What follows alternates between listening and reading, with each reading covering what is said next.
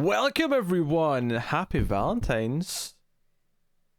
This is Screams After Midnight. I am Peter. That is Tim. And I suppose he's my Valentine. Yeah, Jill Valentine, maybe. The only Valentine that matters, Timmy. I agree. I agree. So yes, this is a horror movie podcast. We get together every week. We've watched a movie, we talk about it, and for some reason, like back in like 2016, 2017, we were very good about having these holiday themed movies hitting around the holidays. We had an April Fool's movie, we had a Valentine's movie. We always do well at Christmas and Halloween, of course, but we kind of let it slide the last few years. We kept essentially forgetting to do Valentine's movies and stuff like that. And we finally, because you're going on paternity leave and we're recording this way in advance, and we had to pick things in advance. So, oh hey, we'll pick a Valentine's movie for Valentine's week. So we're here today to actually do the remake of a film that we did a few years ago. So we did the original My Bloody Valentine about 3 years ago, I think it was. And today we're going to talk about My Bloody Valentine from 2009, often referred to as My Bloody Valentine 3D. The fact that there's no My Bloody Valentine. Was this movie in 3D? I didn't notice. You're being facetious. The movie makes it very obvious it was intended to be watched in 3D. It is a little infuriating though that there's no My Bloody Valentine 2, because the gimmick in the 80s was that the third one would be 3D, and therefore you'd be Friday the 13th 2, Friday the 13th 3D, Jaws 2, Jaws 3D. So it's a little infuriating that it just jumps to this. You need to put in the work. It's like, this is like the DC universe of slasher franchises. They think they can just skip ahead without putting the work in, and Nah, can't be having it. So yeah, it came out in 2009. Stars Jensen Ackles. Notably, we actually it was months ago now for you getting this episode, but in October we did the remake of Friday the 13th to wrap off that franchise. And it's kind of interesting that both the leads of Supernatural were both in horror movies around the same time. 2009, 2010. So, and they're so recognizable that it does just kind of make it feel like you're watching a long episode of Supernatural. In a weird way, and I don't think it helps that this one, especially over Friday the 13th, a lot of the time does look kind of like a TV show. Yeah, it's a bit bright. It's a bit kind of lacking style. But yeah, so basic premise is kind of there. Harry Warden is the killer, the miner. It's a small mining town. Valentine's Day, a massacre happened 10 years ago, sort of in a prologue section of the film, but then of course killings start up again. And the film revolves around the new younger sheriff. Of course, the older sheriff in the prologue is played by Tom Atkins, which is a delightful callback to horror history. Thank you. And but so we have the new younger sheriff played by Kerr Smith. Jensen Ackles is kind of the one who left town, is a bit of a loner, and has come back to deal with some business. And then Jamie King is kind of the love interest, and it is a bit of a love triangle, which we'll get into properly in a bit. But so yeah, killings are starting. It's around Valentine's Day, and there we go. So as basic premise, we'll start spoiler free, of course, as we always do. We'll give you warning before we get into spoilers. So, well, actually, before I ask you if you liked it or not, had you seen this before? Was this the first time watch? Oh no, yeah, I saw it before. I could be wrong, but I do think I'm pretty sure I saw this in theaters. I think, forget if I went with a friend or maybe my brother around the time, but I do think I went with someone like, hey, we got nothing to do. Let's check out this dumb horror movie in 3D. So, I didn't see it in theaters. I saw it soon after. Whenever it hit home video. So I never saw it in 3D. I think what's weird about this is, and this is probably because it was made quickly, because it's a horror movie, and horror movies can be churned out a little bit quicker. But I do think it's funny that it actually beat Avatar to like being released, and it's using the same 3D, glasses and technology to do its tricks. And it's just kind of funny that it's swooped in there and it wasn't the only one. There was a couple like sort of get in there a little bit quicker, even though Avatar was kind of the one that was spearheading the whole thing. Yeah, so what did you think of My Bloody Valentine 3D then? I'm not crazy about it. I don't think it's a good movie.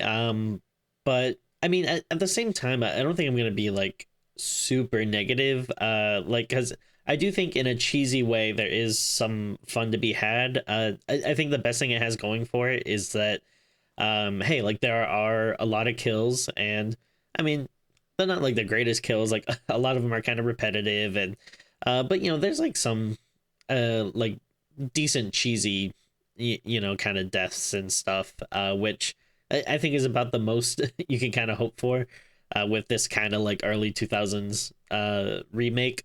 But man, is this movie like way too long? If they just made it 90 minutes and got rid of some of the dumb character drama and just really just went more for the cheesiness, I think it could have been a lot more fun than it is. But I mean, as it is, I think it's just kind of a dumb, harmless, holiday slasher. That Yeah, not great, but also honestly, I don't like hate it. Yes, I too think that this early 2000 slasher that was released in 2009 is is Hey, it's still part of that early 2000s decade. oh, that's what, so you're just saying early 2000s as in the century, not Right. that decade. Okay, all right, sure. We're still in the early 2000s then, by that logic. Yeah. I think we have to get into the 2030s before we can kind of say we're into kind of the mid. Even then, it's a bit pushing it a bit.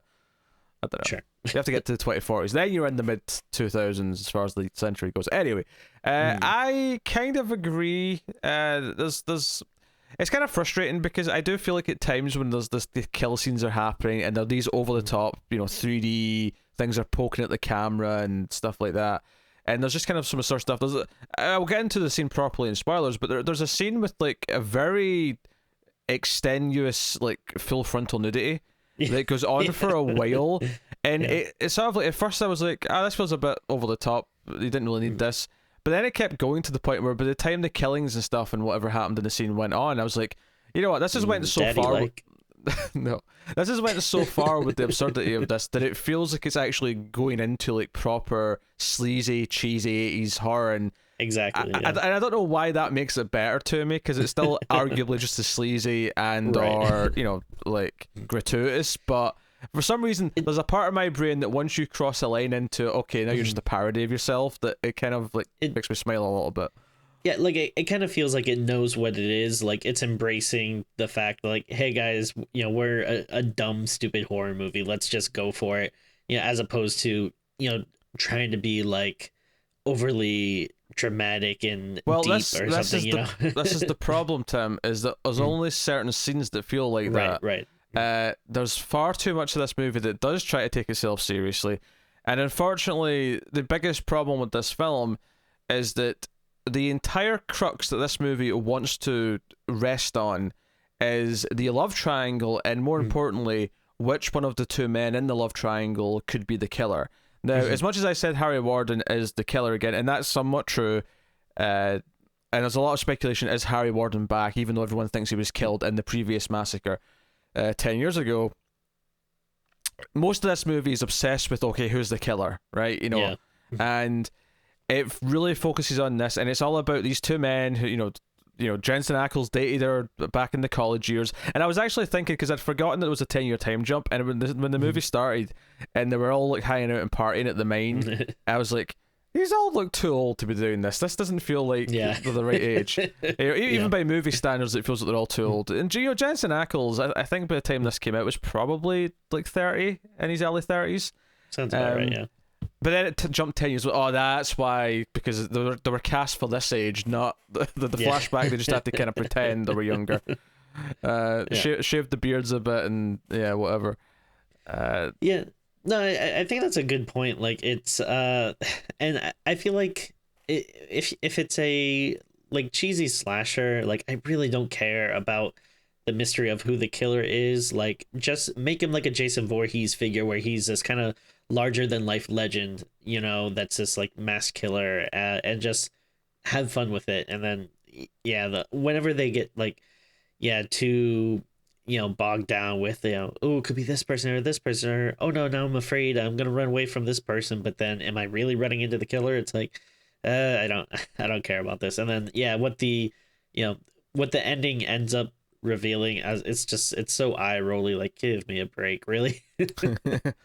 I can get on board with like who's the killer angle if that's the route you want to take, but you can still do it cheesily. You can still have fun with the the mystery and like the speculation, and you can almost like have the goofy moments where it feels really obvious that someone's the killer, but they aren't. Or you could do things like that.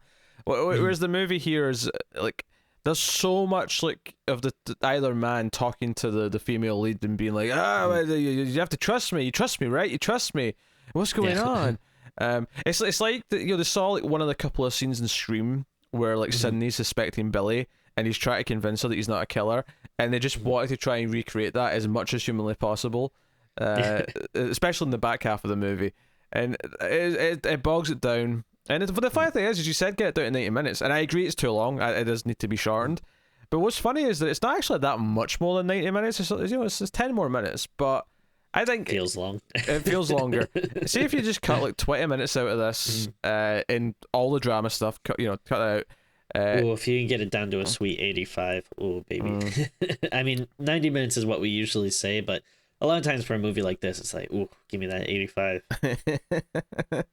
I'll even take 80. Yeah. If you want to be brisk, be brisk. It's just, that's totally fine. If I was like gonna tweet this, I'd do one of those tweets where there's like the clap hands in between every word, and I would say normalize 80-minute horror movies. Yeah, it's this thing where some of the killings, and I feel like even though we're praising it for when we say that the killings feel kind of cheesy and fun, I almost feel like that wasn't a creative choice so much as it was because of the 3D gimmick, and they wanted to have things popping at the screen. It almost just kind of like by default made them cheesy because inherently stuff flying towards the camera, or like things that are stabbed out of people's chests, like sort of lingering in front of the camera and things like that. Like all that stuff inherently just feels kind of goofy, especially since a lot of the kills that should be good because of the actual gory thing that's happening are kind of ruined because they need to fly towards the camera. It has to be CG, and the CG really ruins a few of the gory moments in this. So, which is a shame because you kind of expect something better from the person that wrote Jason X. That is correct. Todd Farmer is one of the writers of this movie, that Jason X. That's very true. But Jason X did know what it was, though. It had a better tone. No, exactly. Like for I mean, it's not a great movie, in a traditional sense, but it does know what it is and just goes with it. It succeeds for being like a very extremely like tongue-in-cheek cheesy genre movie. Like I mean there's a lot of bad to it, but you kind of appreciate it on that level. What's interesting is that and I wonder if he knew this when he wrote this script, but he's actually the guy having sex with the full frontal woman in the movie. Really? I did not know that. Yeah, he's got a cameo in Jason X as well. He's like the head security, not the head security. He's the guy who's like playing the VR like thing in Jason X. Okay. So he's like a big dude. Like I suppose. Yeah, I wouldn't. I wouldn't. Usually, I think most writers are like these dweeby little. Oh sure, yeah. Like Dobby house elf people. I didn't realize it when I was watching it, but it's just kind of funny that you've pointed out that he's the writer. That the one really gratuitous sex scene in the movie has the writer been the one in the sex scene. I don't know. That's just really funny to me. Now, admittedly, there's a good chance that he didn't necessarily write that for himself. That was just like, hey, have a cameo. And that said, even if he got to pick his cameo, then it's still a bit weird. But sorry, we have two roles that haven't been cast yet. We got the sex trucker or background cop number 3. Like, let me think about it. Yeah, I'll take sex trucker. Yeah, I think that one sounds good. That one sounds good. I think it's funny, despite the fact that we're saying the movie's a bit too long and we're saying that we should trim this and trim that. So the following complaint I'm about to have might shock you. Oh my god, here it comes. But I actually think the pacing of a lot of the kills is too quick. Like there's a lot of kills where it'll cut away to another scene like like very suddenly, and I'm like, That's fair. that felt abrupt. Like they'll let it linger for like 3 or 4 seconds here. Like, this is weird. Or the one that stuck out to me, the first sort of troubling sign I had with the editing was at the start of the movie, like the very first like proper kill in the prologue scene. The way the killer just kind of shows up and kills someone, it feels so abrupt and quick. It doesn't feel like there's enough build up, and I guess it suffers from that kind of like prologue problem where you want to like have a prologue if you're going to have this time jump and the main story set later or whatever. You know, lots of movies do that, but it almost betrays the logic of the movie when the killer is able to kill so many people so quickly, and there's very little build up to anything, and then the rest of the movie is very slow and methodical. I mean, well, maybe not. I mean, in this movie, he's not slow and methodical compared to others. Like, he's no Michael Myers or anything like that. But you know, comparatively to the opening where he's like literally killed like dozens of people in the frame of like 5 minutes. Yeah, that body count is pretty wild. it feels a little bit disingenuous pacing wise to the rest of the movie. So yeah, honestly, but there's some things that we kind of like about it, and whether that's intentional or not is you know, open for debate. But everything else, not so much. Yeah. The cat, you know, aside from the stupid love triangle character drama, none of the characters are that likable. Like Jensen Ackles is like the asshole who just like hates the town and doesn't want to be here anymore, and Kerr Smith, the sheriff, is cheating on his wife, and he's just kind of like miserable all the time. And then the wife character's kind of a blank slate. It's just unfortunately there really isn't like much there. Like, yeah, I guess she's the character you like most want to kind of root for or whatever, but yeah, they really don't give her much to do. Like, it doesn't really feel like she has like a ton of agency because, you know, so much of her story is basically just about these two guys. You know, it's like it never really feels like she breaks out and, you know, is, I don't know, like doing stuff for herself or whatever. She's so entwined. Yeah, and because the movie wants us to believe that either one of them could be the killer, it kind of has this thing where it can't really treat either one like the full-on main character. So yeah, I think you end up feeling kind of stuck in the middle and not really ever feeling like you've got a proper protagonist, which, you know, I mean, it's fun seeing Tom Atkins when he's on screen, but I do love him. You know, that's kind of it. Like, that's the thing. There's a scene where Tom Atkins used to be the sheriff, right? And we see him sort of as a retired, you know, cop in the present, and he's got like a guard with him. He's got like a young policewoman who's kind of there, and they hear a noise in the house, and she's going in, and she's like, "Hey, do you want to take point?" It's because she's scared, and he's like, "I'm retired. You go." And it's this like funny little joke, and I'm like, because let's be honest, the movie is mostly devoid of humor, and this is kind of going back to the tone problem of like it is taking itself very seriously most of the time. It's just the kills are kind of wacky. Yeah. Yeah, like when you have like a movie where, you know, a serial killer is sending people Valentines with like human hearts in them, like, you know, I guess there's a way you can play that seriously, but yeah, I mean, it feels like you want to embrace the cheese. You want to go like, yeah, just kind of full genre, like, yeah, cheesiness, over the top, and yeah, I think that would make it much more like enjoyable, more memorable. Yeah. And honestly, the Valentine's theme doesn't really feel like it. I mean, there's a couple of heart sent in, like, you know, like heart-shaped chocolate boxes. Other than that, there's like no real mention of the fact that it's Valentine's Day. No one cares. I mean, when you think of Valentine's Day, you don't think of a miner in a gas mask and an axe pick. I mean, to be fair, even the original movie kind of has that problem where the killer's a miner. It's like, what does this have to do with Valentine's Day? This is weird. Then again, what does a hockey mask have to do with Friday the 13th? Nothing really. True. But that's, you know, here and there. What does William Shatner have to do with Halloween? Everything. I suppose any mask works on Halloween because it's Halloween. You wear a mask. Yeah, it's unthemed just because you're wearing a mask. So I suppose that's fair. Actually, yeah, I actually do like the look of the killer. Like, I think, you know, the you know, the idea of like, you know, the mask and the pickaxe. Like, it's like, oh, hey, this is kind of like unique. Like, I can't really think of, you know, many other slashers that I like a good, like, you know, mask and costume for my slasher and a nice signature weapon. So I do like that it has, you know, that going for it. It's again though, like, you just kind of want to focus on that more and make it more of this kind of mythic figure, and again, instead of doing all the stuff they do with it. Yeah.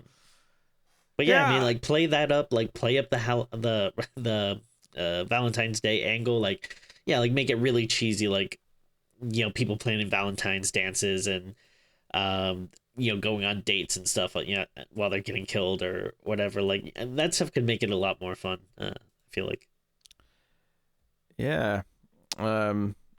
What's interesting is that the director of this movie also directed something that we've watched very recently at the time of recording.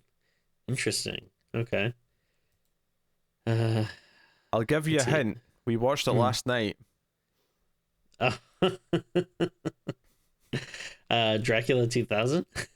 Patrick Lussier, who directed this, also directed Dracula 2000. Wow. Yeah. I would have expected more from him.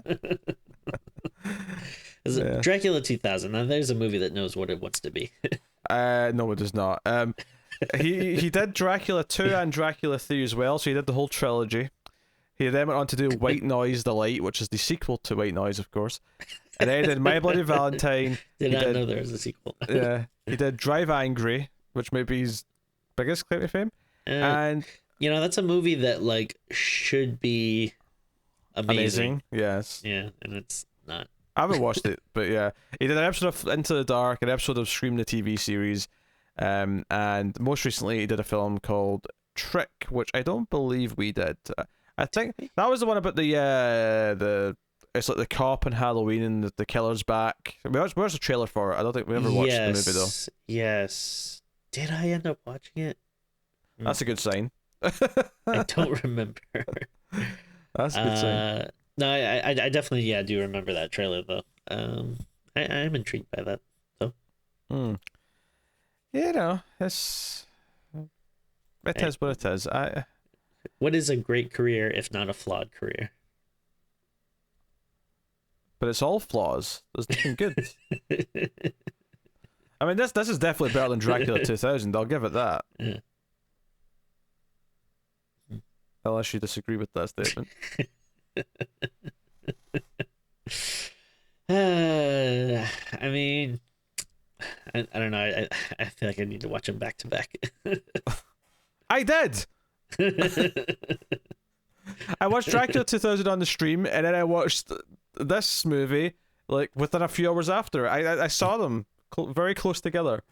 I mean, if this like had a like flashback to ancient Roman times, where you found out that Harry Warden was really Cupid or something, then it might be about on par. Oh my god. I suppose we're about ready to die. I was going to say quite a spoilers, but oh, okay. I mean, sure.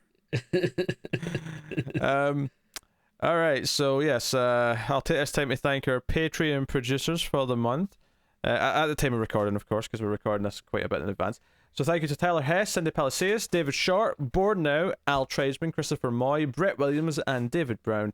They are Patreon producers at the time of recording, meaning they are $20 or more at patreon.com/MailPlusTV. You can support us as well over there for as little as $1 per month and get some bonuses for your trouble. You get access to the back catalogue of all the bonus episodes, which are on pause just now. Well, Tim's on paternity leave. He'll be back sometime in the mid to late spring kind of area. So look forward to that. But you can also still get early access to the $5 tier to all the episodes going up by a day every single week. And bonuses for other shows. So thank you very much. And obviously you can also support us with no monies, simply by liking, subscribing. These things help out a lot with YouTube and sharing us out to other people. So thank you very much. There you go. So you done with your stretching, Timmy? You feeling good? You feeling... Feel limber. You feel limber. I'm glad. Get that blood flowing. If you're ready to commence into spoilers, we shall do so. So feel spoilers for My Bloody Valentine, 2009. Yeah, the prologue scene is kind of so the backstory that's set up at the start of the movie is that, and it's so obnoxiously 3D with these newspaper things where all the text is flying at you and so on. But no text. So Jensen Ackles made a mistake that led to a cave-in in the main shafts, and a bunch of men were trapped. What are you doing, Tim? Don't look at me. And by the time they found him, like 6 days later, whatever it was, Harry Warden was the only one who survived. And we later find out in the film that he actually killed everyone else to conserve oxygen, which is, to be fair, scientifically sound. He's a good man.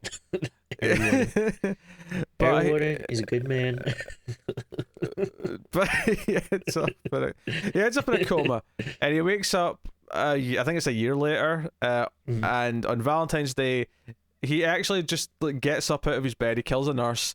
He goes to the main shafts. Do you notice? There's a nice little Easter egg where the person next to him in the coma ward was Patrick. Oh, I did not notice that. Yes, and I've seen Patrick. I just made it up. Yeah. Oh, did you? Okay. But that would be cool if he wakes up and just looks over and Patrick's there, and yes, maybe Patrick tries to stop him. If you're not familiar with the movie Patrick, it's an Australian horror film about a comatose patient who has psychic powers. Hell yeah! Which we've never done on the show. I watched that on stream. It was like a random pick that was just because it was on Shudder one night, early in the year, and it had its moments. I wouldn't say it was home run, but it had its moments.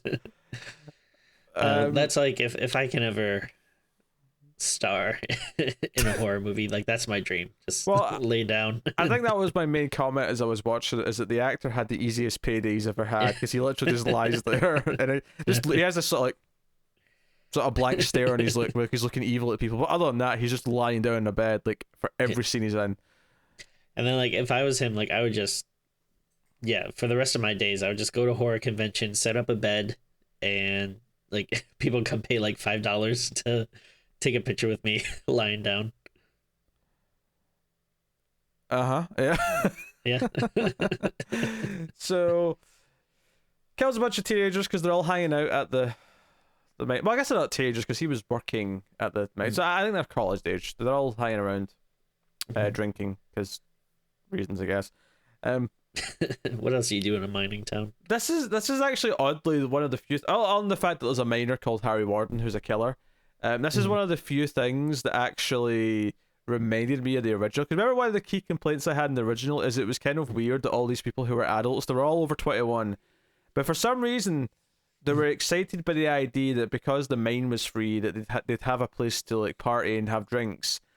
And the complaint when we reviewed it was that they're adults, they can literally go and have a party anywhere anytime they want. It's not an issue.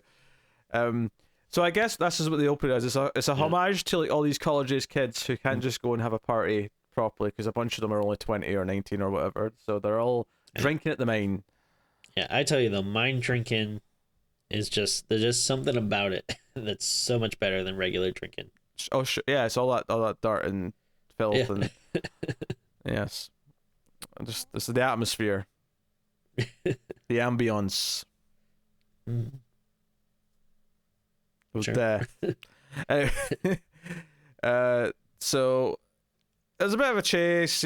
Bunch of characters get killed, but not our main group, of course. And Jensen Ackles is left behind, and he's almost killed. And just as he's about to be murdered, the killer gets shot. I'll finish my sentence now, Tim. Feel free. Did you notice that? I don't know how many pickaxes he has, but there's a very big scene where he throws his pickaxe and it's flying through the air and it hits the the windshield of the truck or whatever that the kids are trying to drive away in. But then they cut to him and he still has a pickaxe in his hand. So I don't know, does he just have multiple pickaxes, or is there just a bunch lying around in the mine? They just picked one up as soon as he threw the other one, or what was the deal with that? Explain that. I guess he just there's just mine, the pickaxes everywhere in the mine. Is my guess. I have a geography problem later on in the movie, which we'll get to. Actually, you think you're gonna school me on Pennsylvania geography? Not that kind of geography, more small scale than that. But So that's we didn't mention that, but this takes place in Pennsylvania, which is very near and dear to my heart. Okay.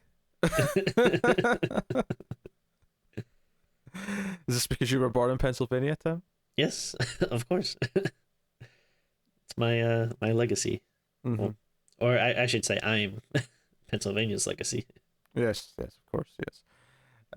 Now, one of the things I mentioned, though, spoiler free, was that when the killer shows up for the first time in the prologue, it kind of there's like a little bit of a debate before they go in because like Jensen Ackles feels weird about getting into the mine because of the cave in. The girls try to talk to him about it. Which, by the way, the female lead's name. Did you catch the name of the character and think it was odd? I don't. If I did, I don't remember. Well, what is it? Hit me with it. Her name is Sarah Palmer. Oh yes. No, I did think that. Yes. Yeah.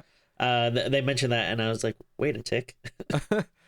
So if you're thinking that sounds familiar, you probably have watched Twin Peaks because the character who, of course, was murdered in Twin Peaks is Laura Palmer, and her mother is Sarah Palmer. So I don't know if this is an intentional reference or if it's just like a weird coincidence. I mean, yeah, it's not like an super uncommon name, but it does feel like very specific, especially if you're doing like a horror genre kind of thing. That I imagine it's got to be like a reference. Yeah, maybe, but it's just like Sarah there goes into the mine though, and she's trying to catch up to the other couple. Basically, she gets scared by some douchebag who's like, yeah, she actually got scared thinking I had a pickaxe. And then immediately he gets pickaxed and the chin, the pickaxe goes up through the bottom of the skull, and or something to that effect. And it's like, actually, I think that's a later kill. But regardless, the pickaxe just sort of like strikes him, and then it feels like at least like, I don't know, 60% of the kills are just like pickaxes through the eye. That's true. Either top of the head, bottom of the head, or through the eye. Yeah. Yes, just various angles on the head. But I felt like this was so sudden. There's like, there's very little build up or like creepiness or anything. Just like, all of a sudden, did you go kill? No, I did not. You're like, so sudden. You had to get your fan out. You're like, ooh.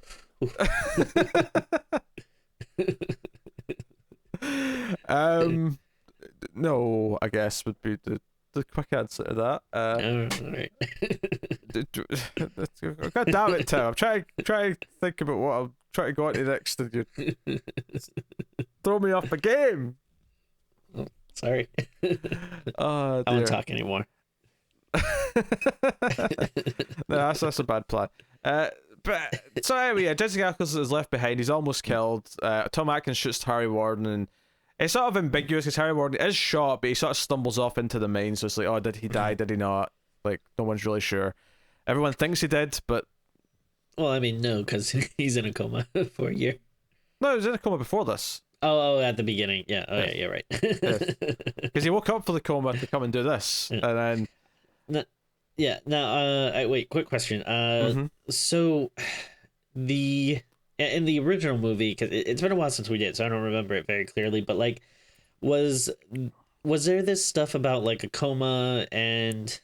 No, I don't think everything... it was. No coma. Because I was trying to think like this whole prologue scene, is this kind of like, like a little mini remake of the first movie? Like, can you look at it that way? I guess kind of. I suppose me saying it's kind of a reference to because that whole them wanting to have a party at the mine was kind of the third act, I suppose. So I guess you could say that the opening 10 minutes is kind of a semi the remake part, and then the skip ahead 10 years is like, oh no, now it's kind of a sequel-y thing. Like that's kind of what I was thinking. Is like, is this truly a remake? Or you probably could look at it as a, I don't know, maybe reboot would be better, or like, later day sequel or whatever. I mean, you can't call it a direct sequel because obviously they had to establish the timeline, because obviously these characters are all far too young to have been doing what they were doing in 1982 or whatever it was. But I guess requel might be maybe a good good term for it. Yeah.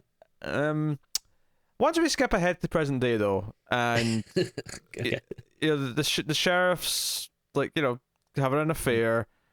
Sarah Palmer's just kind of existing. Jensen Ackles is getting into fights in bars with the people from the town because they're all upset that he's selling the mine because his dad owned the mine and now he owns it and he's selling it for profit. He has no interest in owning a mining like operation. He's like he wants gone. He wants gone. So that's where the tension comes from. And honestly, I'd say the first half of the movie is probably the better half because it doesn't get too bogged down in the who's the killer quite yet. It just kind of has a lot of random kill scenes, and that's kind of where it's at its best. So, yeah. And one thing I will kind of give it, another thing like I'll give it credit for is I do like that there's a lot of like kills at different locations. Like it would be boring if it's just constantly him walking around the mines and people going into the mines, but like you have stuff at the motel, you have stuff at like like the grocery store and like stuff at like people's houses. Like it's like there's a nice little variety there. Yeah, I mean obviously the motel section is kind of the first big proper set piece of the movie. You have a little person who is like the runner of a motel. So you're kind of okay, well we're going to have a little person kill then. Like you don't put them in the movie unless you're going to do that in this case. And you have Jensen Ackles walks past the motel room and he hears loud sex and it cuts inside and it's just he says loud sex. It's just proper full frontal and it's actually the sheriff's girl. No, sorry, the sheriff's girlfriend from when he was in the college age part of the movie. And it was this thing where at first I was kind of like, we heard I mean obviously we had to see it was this character, but by the time we got into the room she could have just had a top on or even some underwear. Like it didn't need full frontal. It felt like over the top to have full frontal. But like I said, it goes on so long to the point where when she chases the trucker out into the street butt ass naked, I'm like, okay, this is so absurdly silly at this point that like it kind of overcomes it and starts being funny that it's just she's just naked the whole time. Because she catches him like filming their sex and he's like, oh, it's just for me, babe. Don't worry about it. And she gets really mad and pulls out a gun and goes storming after him. And it's the whole thing. Obviously, it ends with the kill where, he gets pickaxe through the chin and then she gets chased back into the hotel room. Notably, no one else at the motel hears any, kerfuffle or screams or anything. Or actually, did the owner of the motel get killed first? I figured the little person is the are they the owner or at least works at the hotel or something? That's what I mean. Was she killed first or was she killed after? I think she's after. Okay. Well, now I'm second guessing myself, but I thought she was, but maybe I'm wrong. That's because this was again. I was talking about how it cuts away from the kills too quick. Because there's a whole scene where he comes into the motel room, and she's under the bed. And no, he kills the hotel manager in the room at the same time because she's under because the naked lady's under the bed that he kills her. But he finds her and she ends up. We get this kind of like little set piece moment where she's holding the bed frame up against the wall and she's sort of hiding behind like a cage, and he ends up. I think that is kind of cool. Yeah, it's a fun little idea, and he just stabs with the pickaxe through the bed frame. But this was one of these moments where it just cuts away to the next scene so quickly at the point because she's sort of struggling and he just sort of swings and we don't see the impact of this one. We don't see the penetration. We just see a splatter of blood, but it cuts away so quick from the splatter of blood that it feels really abrupt. How much we're just already in a scene in the daytime in a different location, and it just there's something about the pacing of the edits that just feels a bit off when it comes to these scenes. That was really distracting me. But. Other than that, the kill scenes are definitely the best part because they're over the top and silly. And I mean, one of the kills we didn't mention in the prologue is someone gets a shovel through the mouth. Yes. And then the top of the head just starts sliding down the shovel. It's the CGI looks horrendous on it, but you kind of give it a little bit of a pass because it is so like over the top. Yeah, that one's like I mean, you could do it without CG. You could get a nice prosthetic that would do it, but. Clearly this movie was not interested in doing a lot of practical effects. Yeah. Outside of some basic stuff. So, it is what it is. It's kind of like this was kind of the period where there was a bit too much CG in these types of movies, and then it kind of dialed back as there was a maybe backlash isn't the right term, but kind of the consensus was very much, oh no, this little phase we're in here of doing all these kills with CG is kind of shit. Can we go back? It's I think what we've kind of settled on is a nice like merging of the two, where you want some practical but you can enhance it with CGI. I think once kind of CGI became a more like cheaper and widespread option, like the idea was to just kind of like solely go through like, all right, everything's going to be CGI then, and it's like, yeah, you don't want that, but also you don't want to like get rid of it completely. Like, yeah, it is best when it's kind of used in conjunction with practical effects. Yeah, no, absolutely. It's a tough sell. It's one of these things where when the best part of the movie is the kill scenes, and even they have this kind of asterisk, it does kind of paint the movie as a whole as kind of this. Because as I was watching it in the first half, I was kind of thinking, this is quite as bad as I remembered. Some of these kills are fun, if a little bit too CG heavy. But as the movie goes on, we get to the point where Kirsten's like, oh, you better not trust that I think it's Tom's the name. You better not trust that Jensen Ackles. Like, he's bad news. And then eventually Jensen Ackles like, oh, your husband's bad news. Sheriff's dodgy. He's trying to frame me to make it look like I'm the killer because he wants you. And surely there can't be two bad men. That seems far-fetched, Tim. In the history of the human planet, the idea of two men. Are you telling me that two straight white men could be bad? I don't know about that.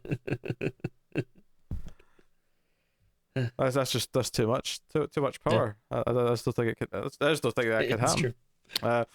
No, this stuff is the really tedious part, and there's a lot of yelling at each other. There's a lot of like, they bring him in for question at one point, and because they see him like in the videotape that the guy was recording of the sex scene, they can see Jensen Ackles walking past in the background at the window, and I guess actually, just since we're on this, Joe is so weird about this era, and I'm talking about. This isn't in all one era, but from about 2000 to about 2012, there's a lot of like turnover in technology. And what I mean by that is I'm watching this movie and I'm looking at their computer screens and I'm seeing, oh, they've switched to flat screens, but they're all 4:3. And it's kind of this really narrow window in time when that was a thing, where... And it's not 4:3 flat screens now, but I'm talking not just that, but how chunky they are. They look like early flat screens that kind of before they became really like normal and everyone had one. Because at the same time there's like a CRT TV and like another scene, and it's at that time where there is kind of a mix of those things and there is like a turnover, and I was like, this is such a weird narrow part of technology history, because by the time just a couple of years later, everyone has smartphones. And everyone's got flat screens, and everyone's moved on. And just a few years before this, like, you had flip phones were the furthest technical advancement. CRTs were still everywhere and prevalent. I don't know. This isn't really about the movie itself. It's just this weird thing watching. It's like a time capsule, this really specific slice of time where things were transitioning. And I don't know. It's just this weird to me. Because once you get pre-2000s, again, things are pretty much the same. Everyone's using VHS and everyone's using CRTs, and it's kind of consistent for a good couple of decades going back that way. Sure. No, yeah, I get you. It's interesting, like, seeing a lot of this stuff that's like, oh yeah, we don't use that anymore, but I totally remember, growing up when those were a big thing. So yeah. It's like watching the first Iron Man and hear Tony Stark cracking a joke about MySpace in the first scene. It's like, whoa. The MCU's been around for a while now, because that is a relic of a reference. Times change, I guess. So are we going to talk about where this movie goes? Maybe we should talk about the maybe the, what do we call it, scene, the grocery store scene, sure. Where the killer shows up, and it's the wife, Sarah Palmer, and the mistress who works for her, the younger mistress, who have to run, they have to hide, and the killer's chasing them and breaking down the door. The younger one gets nabbed through the window and all the rest of it. But it does, notably though, the reason why I'm bringing this up is that it does the exact thing from Scream, where when Sarah goes to the front door to escape, immediately, her husband, Kerr Smith, shows up. And it's exactly like Billy showing up after Sidney was attacked in Scream. It definitely feels like it's taking some of these beats directly from that movie. And you feel like by 2009, the copying of Scream should have died down a little bit. But I guess we weren't quite over it yet. Not quite. It was due for a comeback. Yeah. There's some other random kills. I think it was like a nanny character, because they've got a kid who we barely see. The kid's in like 2 scenes, but there's a nanny character who gets killed at one point. There's a lot of little kill scenes like that are just kind of there. Yeah, I mean, I'll admit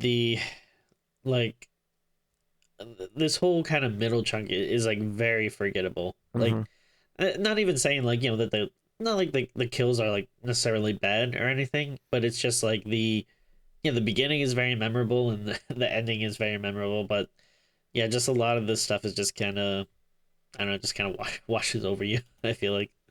Yeah, and I think one of the problems is, and slasher movies are okay at doing this, but it really does feel like the movie goes through a period where almost every character who is killed is like a very minor character, and Sure. None of them, like some of them are just introduced in the scenes they're killed off, and the ones that aren't, they don't feel like super developed. I mean, we complained that the main characters in this aren't that developed. They don't really have a lot of personality. And I think one of the things that cheesier 80s slasher movies often are quite good at is very quickly at least giving you some kind of like, even if it's a caricature, like making someone memorable enough that when they get killed later on, it's like, oh hey, that character that we've had the whole movie's been killed. Whereas, when Tom Atkins eventually goes, he's only had a couple of scenes before he dies. It's not... Yeah. Well, like, I mean, when we're talking about the motel scene, it's, like everyone stands out in that scene, and it's like, even though they're not super developed characters, like it's, you could say the sex trucker, the full frontal lady, the little manager, owner, little person or whatever, like that's all like very like very memorable, like and I feel like since I don't know, the characters are more distinct and not just kind of boring generic blank slates of people, that it helps them like at least be more memorable, even if you don't get a lot of time with the characters or anything, because everyone else in the movie is just kind of boring. Yeah, it's it's tough because they're so bland and forgettable. Like, can you tell me anything about, like, because John Locke's dad from Lost is in this movie, and that's where he's from. I was trying to think of where I remember him now. Okay, that makes sense. And he's kind of there, and he's super forgettable. And I love Tom Atkins, but he's still kind of forgettable. Like, these characters don't really have much to do. He's not like a constant presence. Yeah. At least like in the, like he feels like I don't know, more stand out in the opening, and then like by the time he kind of comes back like later on in the movie, it is very like, oh yeah, I forgot he was in this. Yeah, very, very disappointing in that sense. Yeah, characters are just too forgettable and bland. So we should, the big thing we need to talk about though is the twist and like so there's a scene like a third in, halfway through, where Jensen Ackles goes to speak to the John Locke dad character, who's in the mine. So he gets taken down into the mine, and the guy who sort of has to take him down is a guy who wanted to fight him at the bar like the night before. So there's a bit of tension, and the whole point of this scene is to kind of throw us off the scent. It is a very kind of cheap red herring, I suppose, if you want to call it that. And the whole point of this scene is that we see Jensen Ackles get locked in one of the cages that they've got down there, and he watches as Harry Warden, whoever it may be, right? Whoever this figure in the Harry Warden costume is. I mean, I know who it is. You do? or at least I mean I know who the movie thinks or wants it to be, who it is, or Hmm. who it tells us it is later. Of course, yes.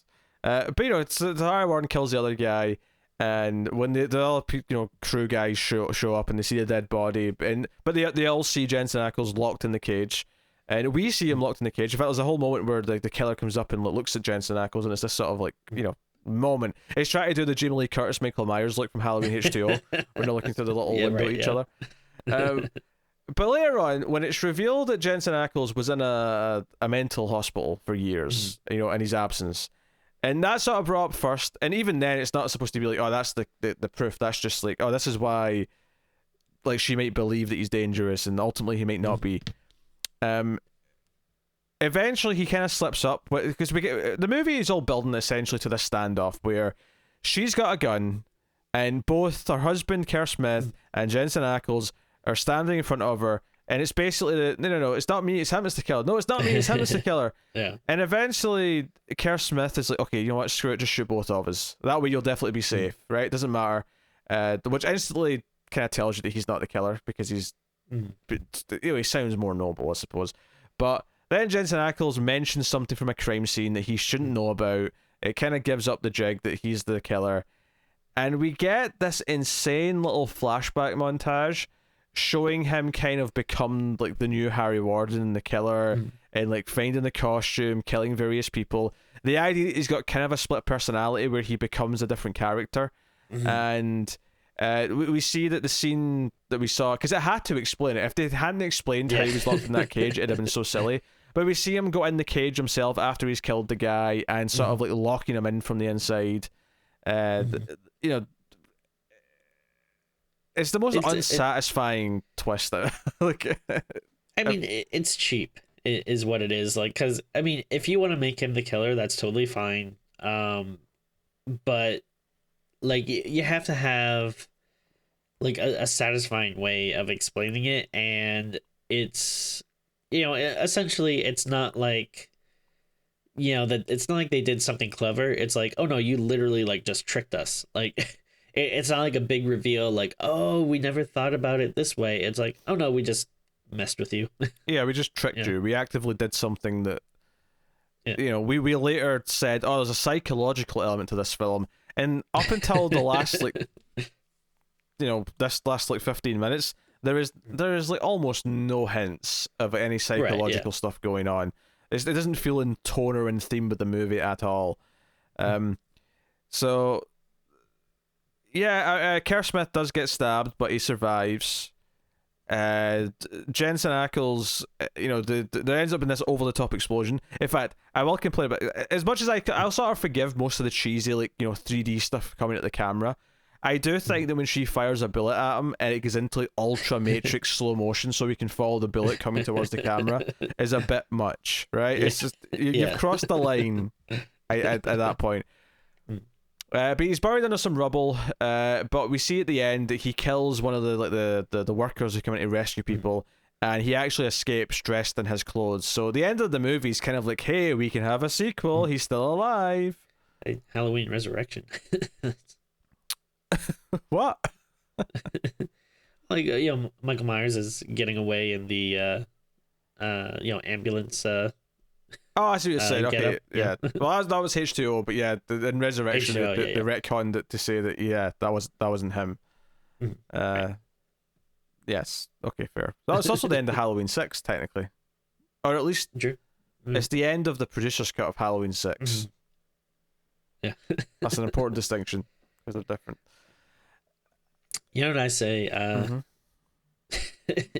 Why not? This is a series I could see going into outer space. Like, let's say you have, people who keep talking about like, oh, we just found water on the moon, and like, we're gonna take people on the moon. But like, all right, so you have a character who's a miner. Why not have like these characters mining, the caves in space, and you get a Harry Warden. He's still wearing his like gas mask and everything, but he just has an astronaut suit over it. I don't know. I think that would be cool. I mean, I'm not against it. Honestly, despite the fact that I don't necessarily love the original that much, it's very watchable in an 80s, cheesy 80s way. But it's not the greatest of slasher movies by any means. And then this one is not the worst thing to watch, but has far too many problems to like be considered good or even on par with the original.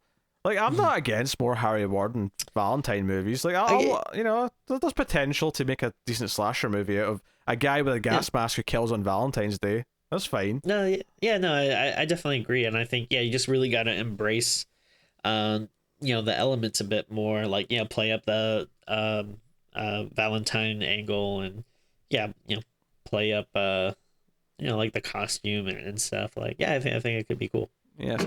So I mentioned I want to talk about geography a little bit here. So Okay. the standoff scene, right, where they're sort of standing in a triangle. She's eventually realized that it has to be Jensen Ackles who's the killer, and she just kind of like stares at him a little bit, and then Kerr Smith tries to fight him, and I'm like, well, you had a clean shot like for a while there. Why didn't you take it? But the geography problem I have is that when Jensen Ackles in this struggle eventually stabs Kerr Smith, Kerr Smith. They're right in front of her, right? They're like maybe like 3 or 4 feet in front of her, and she tries to. So once Kerr Smith falls to the ground, she starts taking some shots, and when it cuts back to Jensen Ackles, he's like 20 feet away, and she misses every single shot, and it's like the most ridiculous. Like, no, he was right in front of you. How did you miss any of these shots? But when it cuts back to them, like Kerr Smith like falls basically into her arms, kind of confirming the previous shots that they were right in front of her. So I don't know, the geography of this, like they were cheating to make it look like he was further away to sort of justify why she was missing, but it just felt like such movie bullshit 101. So yeah, take that for what you will. Yeah, I don't think I really noticed it, but I mean I might have just been too done with the movie at that point, but I don't know. Shocking state of affairs. Also, the whole marriage thing with them and like setting up that he's having an affair, kind of like built to nothing. Like, I mean it's I mean it's strange because it's like, all right, are we supposed to like, I don't know, feel like, because by the end of the movie it's like, all right, so he's not the bad guy, but I don't know, he's still a jerk. Like, I don't know, are we supposed to root for him or like him now at this point? Well, yeah, I mean, I think the assumption is when you see he's having an affair at the start, that maybe the arc of the movie is like him then having to but through wanting to save her, sort of proving that there is still love there, and then maybe they're going to like their marriage is going to be fixed through this trauma, or so, I don't know, some bullshit like that, right? But basically, eventually she kind of just reveals that she basically knows he's having an affair and just kind of shrugs it off, and it's just kind of like, okay, I forgive you. well, it's not even an I forgive you. At the end of the movie, there's just kind of nothing. It's just like, yeah, whatever. That was the thing. Drink at the mine. Let's go drink at the mine. Oh dear. I can't believe we're actually been doing this for an hour. This episode. I really didn't think this was going to last this long. It's extremely mediocre, right? That's ultimately what it boils down to. It's extremely mediocre. It has some fun kills that are a little ruined by CG, but they're not bad overall.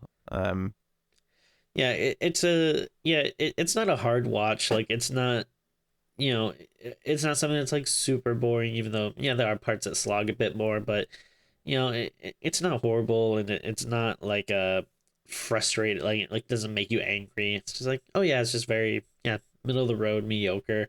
And hey, like there's some Valentine's Day horror, but there's not a ton, so it's not the worst watch. If you're looking for something scary on the International Day of Love.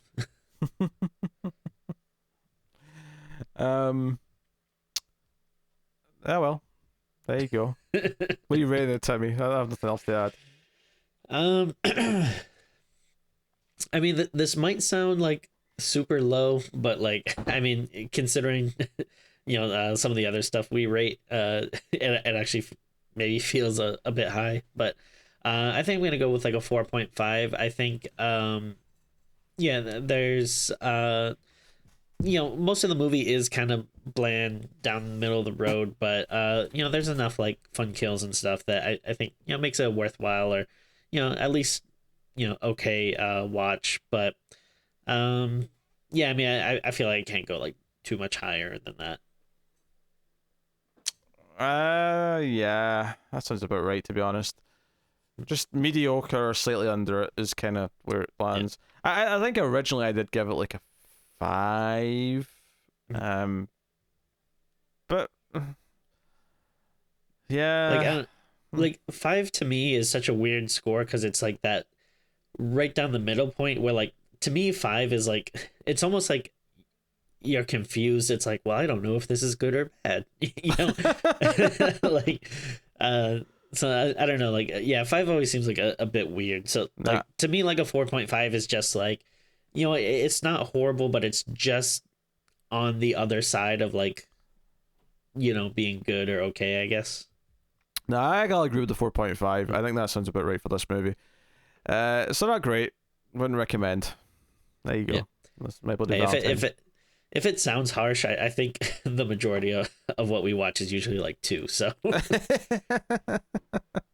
Yeah, just see our recent Hellraiser sequel reviews yeah, for exactly.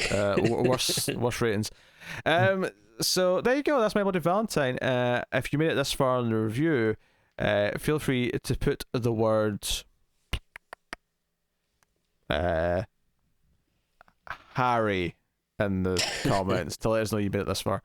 Okay. Tim's going to do his pose, so here we go. 3, 2, 1, pose.